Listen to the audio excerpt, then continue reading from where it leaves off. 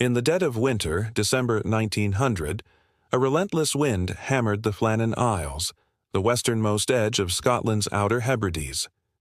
Perched atop the largest crag, Eilean Moor, the Flannan Isles Lighthouse stood like a stone finger pointing at the sky, a testament to mankind's ambition to tame the wildest corners of the earth.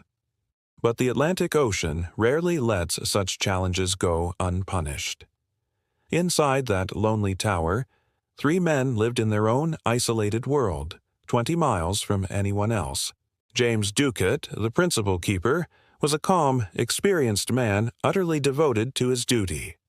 Thomas Marshall, the second assistant, was a seasoned sailor who spoke the language of the sea. And then there was Donald MacArthur, an occasional keeper, filling in for a man on shore leave. MacArthur was a tough, gruff native of the Hebrides, known for his fiery temper. Despite their differences, these 3 men were bound by a brotherhood forged in isolation. Their days were as predictable as clockwork, cleaning the lamp's wicks, polishing the brass fixtures, logging the weather, and ensuring that when darkness fell, their great light offered hope to ships navigating the treacherous waters. For them, the entire world was contained within the stone walls of the lighthouse, the howl of the wind, and the endless symphony of the waves. But in the middle of that December, that symphony was about to become a deafening scream. On December 26th, the day after Christmas, the relief ship Hesperus set sail. Its captain, James Holman, expected a routine trip to resupply the lighthouse and swap out the keepers. Aboard was Joseph Moore, the man set to relieve MacArthur.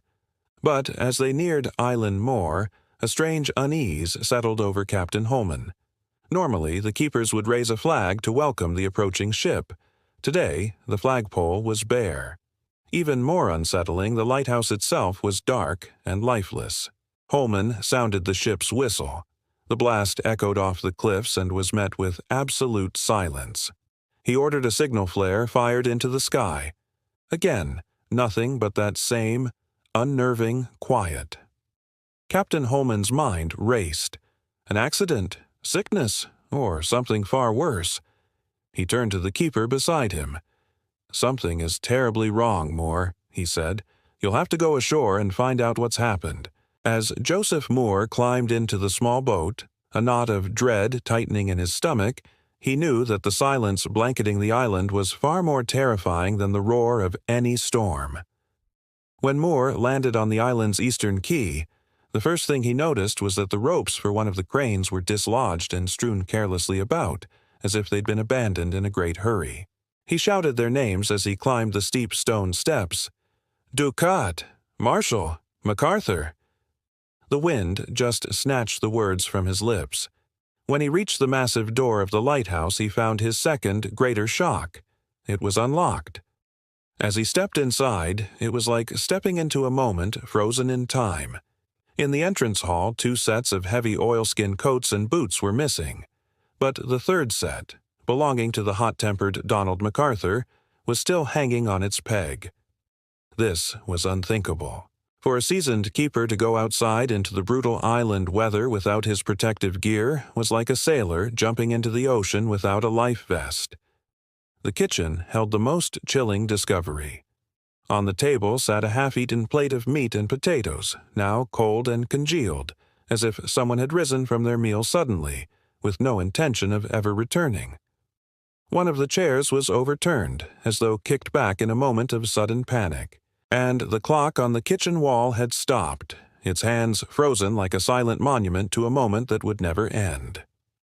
Moore searched the tower, room by room. The beds were unmade, the lamps cleaned and filled, ready for the night ahead. But there was no sign of the men. It was as if they had simply evaporated into thin air. The most significant clue, and perhaps the most perplexing, was found in the official lighthouse logbook. The final entries, written by Thomas Marshall, defied all logic. December 12th. Gale north by northwest. Sea lashed to fury. Stormbound 9 p.m. Never seen such a storm. Ducat very quiet. MacArthur crying. This last sentence was impossible. Donald MacArthur, that tough, brawling man, Crying? What could possibly frighten a veteran of the high seas to tears? A later entry on the 12th read, "Storm still raging. Wind, cannot see. Ducat quiet. Marshal praying." And on December 13th, storm continued through night. Ducat, Marshal, and I prayed. Then nothing on the 14th. The final entry was on December 15th. Storm ended, sea calm. God is over all. This only deepened the mystery. If the storm had ended on the 15th, why did the dinner table look as if it had been abandoned much more recently? And why had the light remained unlit for the next 11 days? If the storm was over, where had the men gone, and why? The story Moore brought back to the Hesperus cast a cold shadow over the ship. Captain Holman sent 3 more sailors ashore, and they confirmed the grim conclusion: the lighthouse was deserted. When news of the disappearance reached the mainland, Robert Muirhead, the superintendent of the Northern Lighthouse Board, launched his own investigation. Muirhead was a practical, no-nonsense man. He had no time for ghost stories or sea legends. On the island's west landing, Muirhead found terrifying evidence of the storm's power. Over 100 feet above sea level, the thick iron railings were twisted and bent out of shape, and a supply box weighing over a ton had been ripped from its moorings and thrown across the concrete. Muirhead built his official theory on this evidence. He proposed that after the storm subsided on the 15th, Ducat and MacArthur went down to the west landing to inspect the damage. At that moment, a massive, unexpected rogue wave crashed over them, sweeping both men into the sea. Marshall, seeing this from the tower, panicked and ran out to help them, without even grabbing his coat, only to be taken by the next wave. This was the most logical explanation, but it was full of holes. Why would 2 experienced keepers venture down to such a dangerous spot if the seas were still that violent? Why would all 3 men go, breaking the strict rule that the lighthouse must never be left unattended? And what about the logbook? What had so terrified Donald MacArthur that it brought him to tears? Most importantly, what about that overturned chair and the uneaten meal? Didn't that point to a sudden, panicked event that happened inside the tower?